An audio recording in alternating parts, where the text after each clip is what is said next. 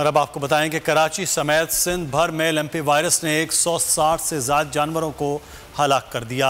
आज मज़ीद 766 केसेस सामने आए। मुतासरा जानवरों की तादाद 24,948 हो गई। वबा की रोकथाम के लिए अब तक कोई इकदाम न किया जा सका। ताहम तिब्बी माहिरीन ने मुतासरा जानवर का गोश्त और दूध काबिल इस्तेमाल करार दे दिया। एमपी की बेरहमी, वायरस तेजी से जानवरों की जानें लेने लगा। वबा सांगड़, सक्कर, मीरपुर खास, हैदराबाद, खैरपुर और अब कराची के मवेशियों में भी फैल चुकी। 160 से ज्यादा जानवर हलाक हो चुके।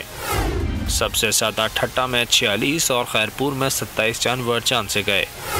कराची में 19 और हैदराबाद में 12 हलाक हुए। मज़ीद 766 केसेस सामने आ गए, जिसके बाद मुतासरा जानवरों की तादाद 24,948 हो गई। वज़ीर लाइव स्टॉक अब्दुल बारी का कहना है कि बीमारी से मुतालिक आगाही फराहम कर रहे हैं। अदवायात के लिए बैरून मुल्क 4 कंपनियों से रब्ता किया है।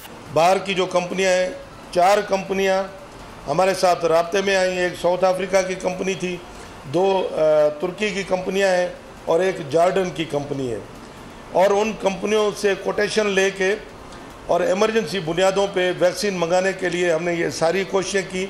सिंध डायरेक्टर एनिमल हस्बेंड्री का कहना है कि सफाई सुथराई के अच्छे इंतजाम से बीमारी से बचा जा सकता है। माहिरीन के मुताबिक अगर एहतियाती तदाबीर इख्तियार नहीं की गई तो वबा मुल्क के दीगर इलाकों के लिए भी खतरा बन सकती हैं। सब्सक्राइब करें और बेल दबाएं ताकि कोई खबर रह न जाए।